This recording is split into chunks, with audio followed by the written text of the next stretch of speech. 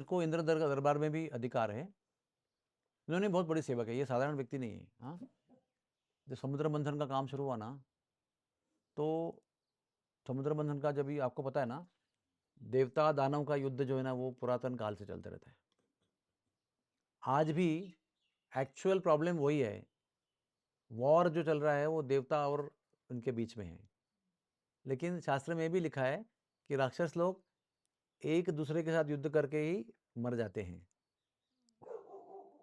तो अभी आजकल के युद्ध जो चल रहे हैं वो सारे दानवों के बीच में ही चल रहे हैं।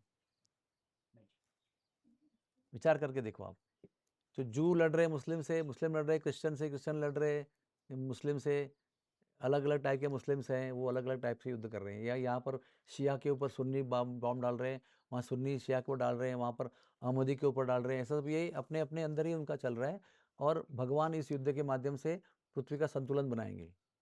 जो असुरों का हो ना, यदा यदा ही अधर्मस्य, वो अधर्म की जब बढ़ोतरी होती है तो भगवान उसको समान कर देते हैं। तो विश्व का नक्शा पूरा बदल जाएगा इस युद्ध के बाद में। विश्व will be different, will be, सनातन धर्म प्रोमिनेंट हो जाएगा उसकी वजह से। ओके, तो जब भी ऐसे ही एक बार देवता लोग राक्षसों के हार गए थे, तो सब देवता लोग विष्णु के पास गए कि हमारा राज्य भी गया, सब कुछ गया, हमारा भी पास ना दौलत है, ना अधिकार है, ना कुछ है, भगवान कुछ करो। तो भगवान ने कहा ये युद्ध करने का समय नहीं है, तुम्हारा पक्ष जो है कमजोर है, तुम जाके दोस्ती बनाओ, राक्षसों से जाके दोस्ती करो और उनको बोलो कि वो क्षीर सागर है ना, उसका हम लोग मिलके मंथन करेंगे। हमने पढ़ा है शास्त्र में कि उसके अंदर अमृत है, जब मंथन करेंगे तो उसका अमृत निकलेगा, तो हम लोग दोनों बांट के पियेंगे, फिर झगड़े की जरूरत क्या है, तुम भी अमर हम भी अमर। तो ये प्रस्ताव राक्षस लोग स्वीकार करेंगे और फिर मैं एंड में ट्रिक करके वो अमृत आपको पिला दूंगा और आप उसमें विजयी होंगे, उन लोगों को उल्लू बनाएंगे। तो ये सारे राक्षस देवता जो है ना प्रस्ताव लेकर गए देवता राक्षस के पास। तो आते ही देखकर तुरंत शस्त्र खड़े हो गए। लेकिन उनका नेता बोला कि क्यों शस्त्र उठाया, वो शस्त्र लेकर नहीं आ रहे हैं, देखो उनके हाथ में शस्त्र है क्या, बिना शस्त्र के आ रहे हैं, यानी कुछ युद्ध करने नहीं आ रहे हैं। सुन तो लेते क्या बात है, शस्त्र उठाने की जरूरत क्या है। देखा तो वास्तव में शस्त्र नहीं लेके आए थे, कोई युद्ध करने के लिए आए नहीं थे, वो प्रस्ताव लेकर आए थे। तो प्रस्ताव लेकर आए तो उनका प्रस्ताव सुनकर राक्षस लोग को इंप्रेस हो गए, बोले ये बढ़िया प्रस्ताव है, वैसे ही कमजोर लोग हैं ये, इनको मेहनत करवाएंगे, अमृत निकालेंगे, जब निकल आएगा तो छीन लेंगे, बल तो है नहीं, हमारे पास बल है अभी, तो हम लोग पियेंगे, हम लोग अमर हो जाएंगे, इनको मार देंगे बाद में। दोनों पार्टियां वही सोच रही हैं, सोचो आप, है कि नहीं। लेकिन दोनों पार्टी एक ही सोच रही है, लेकिन एक पार्टी के पक्ष में भगवान है, एक पार्टी के पक्ष में भगवान नहीं है। That is most important. तो फिर उन्होंने एक्सेप्ट कर लिया। फिर उन्होंने अभी मोडस ऑपरेंडी क्या है उसका, चलो एक्सेप्टेड कि हम लोग करेंगे, लेकिन कैसे करेंगे उसको। तो वो भगवान ने उनको आदेश दिया था ऑलरेडी कि मंदार पर्वत को लेके आने का आपको, वो मंदार पर्वत को मंथन करना है। तो मंदार पर्वत का तो ठीक है लेके आएंगे उसको, लेकिन मंदार पर्वत को उठा नहीं पाया, तो भगवान को आके उठाना पड़ा उसको। एक्चुअली ना समुद्र मंथन का एक भी काम इनमें से कोई नहीं कर पाया, शुरू से लेकर पर्वत उठाने से लेकर ना राक्षस और मिलकर भी उठा नहीं पाए। अभी मंथन किधर है, वो तो आगे है, मंथन कैसे करेंगे वो पर्वत ही नहीं है, रवि नहीं है, मंथन मथनी नहीं है उसकी। तो भगवान को आह्वान किया, फिर भगवान आए, उस पर्वत उठा कर दिया उनको, समुद्र में लाके छोड़ दिया उसको। तो अभी दोरी चाहिए, इतनी बड़ी दोरी किसके पास है, तो भगवान ने वापस गाइडेंस दिया, वासुकी को पटाओ, वासुकी तुम्हारे लिए बहुत बढ़िया दोरी है, वही वो स्ट्रेस सहन कर सकता है। तो वासुकी राजू ही हो गए। और वासुकी वो समुद्र मंथन की रस्सी है, मतनी रस्सी है, वो इतना इंपॉर्टेंट है। आपके पास रवि है लेकिन मतनी नहीं है तो फायदा क्या उसका। समुद्र को मंथन करना है, वो बर्नी में थोड़ी करना है छाछ को। तो फिर वो वासुकी रेडी हो गए, देवताओं का कार्य है तो रेडी हो गए। तो उसमें भी कैसा झगड़ा कैसा है, वो बोलते हैं मुंह हमारे पास होना चाहिए, तुमने हमको पूछ दे दिया, ये हमारे लिए अपमान कारक है। जैसे किसी व्यक्ति को समझो आपको देना है तो उसका पैर दे दिया तो इट्स नॉट गुड, सर दिया तो एक सम्मान है आपका। तो बोला राक्षसों को बोला कि, वो बोले हमको मुंह चाहिए। तो भगवान ने बोला दे दो दे दो, उनको मालूम नहीं आगे क्या होने वाला है, दे दो उनको मुंह। तो देवताओं ने उल्टा करके पूछ अपने पास लिया और मुंह उनके पास दिया। जब मंथन शुरू किया ना तो वो ऐसा डावाडोल होने लगा। अभी ये स्टडी नहीं होगा तो मंथन कैसे होगा। फिर भगवान के पास गए, हर कदम पे परेशान, हर कदम पे भगवान के पास। लेकिन राक्षस लोग नहीं जा रहे हैं, ध्यान रखना, देवता लोग ही भगवान के पास जा रहे हैं बार बार। राक्षसों को अहंकार रहता है, वाई वी शुड गो, और भक्तों को भगवान की शरण लेते हैं। हर बार भगवान के पास गए, भगवान ने कूर्म अवतार लिया और अपने पीठ पे उसको धारण किया और स्टेडी कर दिया उसको। उसके बाद भी हिल रहा है, डावाडोल हो रहा है। तभी उसको नीचे से स्टडी किया, ऊपर से स्टडी नहीं हो रहा है, वो ऐसे ऐसे ऐसे ऐसे हो रहा है। तो भगवान ने और एक बार भगवान के पास गए, भगवान ने एक और जन्म लिया, अजित, अजित कृष्ण, अजित विष्णु के रूप में जन्म लिया और ऊपर बैठ गए। अभी ऊपर से भी भगवान, नीचे से भगवान स्टडी कर दिया। अभी मंथन शुरू हुआ, अच्छा मंथन चल रहा है, जोरदार।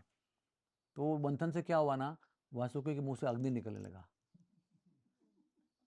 तो जब आप ऐसा खींच रहे हो, मुंह आपके पास है, सारा अग्नि जलाने लगा उनको। तो बोलने लगे, तुमने क्यों मुंह मांगा उनसे? पूछ देखो, उनके पास पूछ में से कुछ नहीं निकल रहा है, तुम्हारे मुंह से अग्नि निकल रहा है, तो जल के काले हो रहे हैं। उसके बाद में अचानक विष निकला उसमें से। वो विष इतना भयंकर था ना कि सारे करोड़ों करोड़ों देवता जो ना, वो देवता राक्षस सब भाग गए। They just couldn't tolerate. उनको लगा अमृत आएगा तो विष कहाँ से आ गया? तो वापस सब विष्णु के पास गए, भगवान अबे क्या करें? तो भगवान ने बोला, तुम शंकर के पास जाओ, वो ये विष को धारण करने वाले एक ही है, और कोई देवता में शक्ति नहीं है। तुम भी सब देवता लोग हो, लेकिन वो बैठे हुए हैं। तो वो आए करुणा वाले, कर्पूर गौरम करुणावतारम। उन्होंने क्या किया, वो सारे विष को कॉन्सेंट्रेट किया, पहले अंजुलि भर में एक किया, कितना कॉन्सेंट्रेट रहेगा वो, और उसको उन्होंने पिया। और पिया और मन में क्या बोला कि मेरे हृदय में राम है, अगर मैं उसको पूरा पीऊँगा और यहाँ से इधर जाएगा तो वो हृदय को जलाते जाएगा ना, तो राम को कष्ट होगा, तो मैं इसको ये रुका देता हूँ। तो पिया और यही रुका दिया। लेकिन वो विष इतना पावरफुल था, इतना पावरफुल था कि शंकर को भी ग्लानि आ गई, थोड़ा चक्कर सा आ गया, थोड़ा बेहोश से हो गए वो, कुछ समय तक बेहोश रहे वो। क्योंकि जन कल्याण के लिए आप कुछ अच्छा कार्य करते हो, फिर भी आपको कष्ट तो होता है ना उसका भी। गुरु जी आपको दीक्षा देते हैं, लेकिन कर्म लेकर उनको कर्म का भोगना पड़ता है ना। हमारे सारे कर्म गुरु जी ले रहे हैं, कल्याण तो कर रहे हैं, लेकिन उसके बदले में उनको कष्ट भोगना पड़ता है। गुरु जी का दीक्षा देना ऐसा नहीं कि हाँ मैं गुरु बन गया, इसको मैं नाम दे दिया, माला दे दिया, मेरा शिष्य बन गया। उसके लिए बहुत बड़ी कीमत चुकानी पड़ती है। तो वो सब देवताओं को बचाने के लिए, जनजाति के लिए, राक्षसों को बचाने के लिए वो कर रहे हैं ना काम, तो उनको ग्लानि आ गई है। लेकिन शंकर जी को एक वरदान था भगवान विष्णु का। उन्हें वरदान मांग लिया था कि आपका ना कोई भी लीला किसी भी रूप में, किसी भी ब्रह्मांड में होगा ना, मुझे वो देखना है। I can not see, not give me full license कि जब भी आप किसी भी अनंत कोटि ब्रह्मांड में से किसी ब्रह्मांड में लीला करते होंगे, कभी भी करते होंगे, राम अवतार में करते, नरसिंह अवतार में करते होंगे, किसी भी अवतार में करते होंगे, तो आपको मुझे उसका दर्शन मिलना चाहिए। लेकिन उन्होंने जब वो पिया और वो थोड़े बेहोश जैसे हो गए, उसके बाद में वापस चालू हो गया मंथन, और 14 रत्न का निर्माण हुआ ना। लक्ष्मी जी आई, उच्च श्रवा आया, और क्या क्या है बताओ? चंद्र देवता का जन्म हो गया, और क्या आता है? और ऐरावत हाथी आया, वो इंद्र को दिया। उच्च श्रवा आया तो बलि महाराज को दे दिया। हाँ धन्वंतरी तो लास्ट में आए, वो अमृत कलश लेके आए। हाँ बहुत सारे 14 रत्न आए, और उसके बाद में 14 के रत्न के रूप में धन्वंतरी अमृत लेकर आए। हाथ में लीच जड़ू और एक हाथ में अमृत लेकर आए, और उन्होंने देवताओं को दिया। देवताओं ने से राक्षस ने छीना, और छीना झपटी हो गई बहुत सारी। उसमें वो 4 जगह गिर गया, उज्जैन में, इलाहाबाद में, यानी त्रिवेणी में, और नासिक में, और उज्जैन में, और हरिद्वार में। तो फिर वो भी छीना झपटी में क्या हो रहा है, वो लेके भाग रहा है, तो ये लेके भाग रहा है, वो लेके भाग रहा है। तो फिर उसमें से भी वापस भगवान के पास गए, तेरे वो राक्षस लोग लेके गए उसको। आपने तो बोला था कि हमको मिलेगा वो, लेकिन वो लोग ले गए उसको। अभी हम लोग को भी मेहनत करके भी बेकार हो गया, हमारे हाथ में कुछ नहीं है। एग्रीमेंट कुछ हुआ था, लेकिन अभी एक्चुअली में एग्रीमेंट गया डब्बा में। तो भगवान ने मोहिनी का रूप लिया, मोहिनी का रूप लिया, और वो कलश अपने हाथ में लिया। वो मोहिनी इतनी सुंदर थी ना कि वो लोग उसके सौंदर्य में ही इतना पागल हो गए कि देवताओं ने और राक्षसों ने राजी होकर, राजी खुशी उनके हाथ में दिया। बोले तुम ही इसका बंटवारा सही कर सकते हो, हमारा तुम पर इतना विश्वास है कि तुम ही सारा, वो ना इनामोर्ड बाय ब्यूटी है वो पूरा सारा।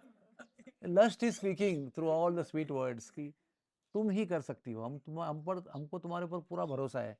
और वो एक एक राक्षस को इंडिविजुअली ऐसे देख रही थी।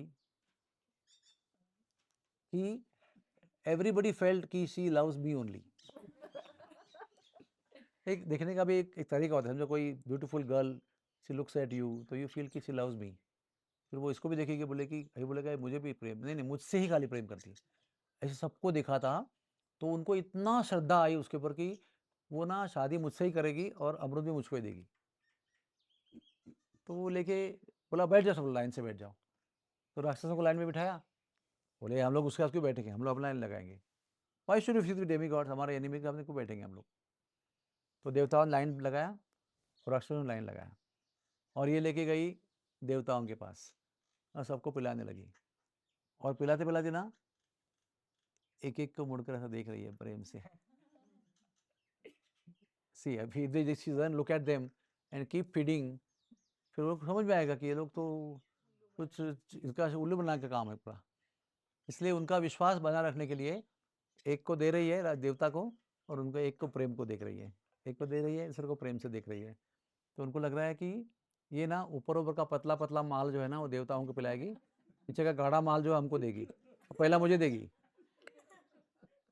लेकिन ये सब चल रहा है अभी नाटक, पूरा पूरा भ्रम है ना, वो इल्यूजन का पूरा माया का प्रभाव जो है ना, सौंदर्य का प्रभाव जो है, उसमें बहुत समय बीत गया। उसमें वो राहु और केतु को समझ में आया ये तो गड़बड़ मामला है। तो वो जाके ना देवताओं के लाइन में घुस के बैठ गए, और वो सब आ करके बैठे ऊपर से दे रही है सबको। तो जैसे ही वो राहु के पास आई ना, जैसे राहु के पास आई तो चंद्र ने बोला ये मध्य मध्य राक्षस है, वो बीच में आके बैठा हुआ है। तो तुरंत मोहिनी मूर्ति ने रूप बदल करके चक्र को बुलाया और राहु को काट डाला। तो राहु का सर जो है वो राहु है और बॉडी जो है वो केतु बन गया। लेकिन जब तक उसने काटा ना तब तक वो अमृत उसमें जा चुका था, तो वो जो कटा हुआ सर है ना वो जीवित रहा राहु के रूप में। इसलिए राहु का चंद्र के साथ में दुश्मनी है कि अमृत पिलाने के टाइम पे इसने टोका था। इसलिए वो राहु जाके चंद्र को और सूर्य को दोनों ने बोला था, दोनों को खाता रहता है बीच बीच में, उनको पुराना दुश्मनी है। हाँ ओके। तो फिर मोहिनी मूर्ति का ये रूप देखकर सब लोग समझ गए कि ये सब उल्लूगिरी है। तब तक तो सब अमृत खत्म कर दिया, मतलब, और बचा हुआ अमृत गरुड़ के हाथ में दिया, और गरुड़ जो भागा लेके देवता राक्षस लोग उनको पीछा नहीं कर सके। ओके। अब इस बीच में क्या हुआ, ये सारा लीला जो है ना शंकर जी की ग्लानी में समाप्त हो गया। शंकर जी ग्लानी में है और इतना सारा फास्ट फॉरवर्ड हो गया। वो होश में आए तो उन्होंने सुना कि ऐसे ऐसे हुआ, तो वो पीछे लग गए भगवान के, भगवान आपने सब कुछ तो दिखाया लेकिन ग्लानी के अंदर ये मिस हो गया मेरा, मुझे वो देखना है।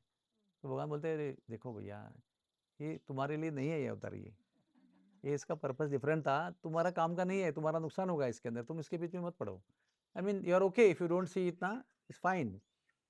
भगवान मेरा अपने वरदान दिया था मुझे ना, भगवान अपने वरदान दिया था, प्रॉमिस किया था ना, मुझे देखना है, मुझे देखना है। बहुत जिद किया, बोले संभल करे ना। तो जब जैसे ही मोहिनी रूप में आ गए भगवान, तो शिव जी एकदम पागल हो गए, कंप्लीट पागल, कंप्लीटली पागल हो गए ऐसा मतलब, और भागने लगे पीछे उसके। अभी इतनी विरक्त जो है ना, इतनी सुंदर पत्नी है पार्वती जैसी, उसको भी लेकर भी विरक्त में भजन करते बैठते हैं, फर्क ही नहीं पड़ता है उनको कुछ। शादी के पहले भी नहीं पड़ा, बाद में भी नहीं पड़ा, वो पागलों की तरह भाग रहे हैं।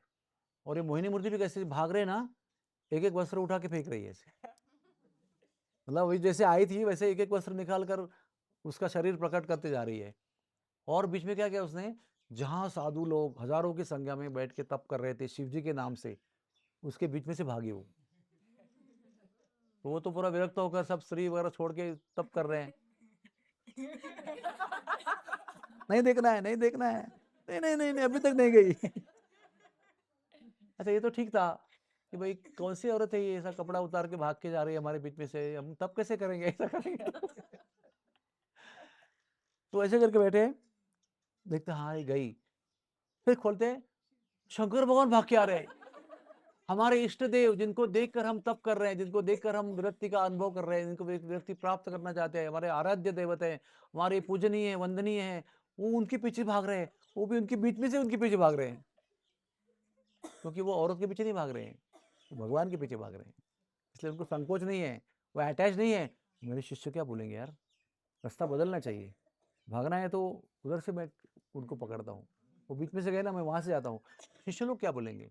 उनको शिष्य की अटैचमेंट नहीं है कि मेरे शिष्य है, मेरे को आदर करना चाहिए, उनको भगवान से प्रेम है, भगवान के प्रेम के सामने शिष्य का आदर विदर कुछ नहीं होता है। भाग के कल चले गए, बहुत देर भागे, बहुत देर भागे, बहुत देर भागे, फिर वो अदृश्य हो गई, फिर वो वापस होश में आए। विष्णु ने बोला देखा ना मेरा, आया ना, मजा आया तुमको? तो बीच में एक चीज हुई, बताऊं क्या?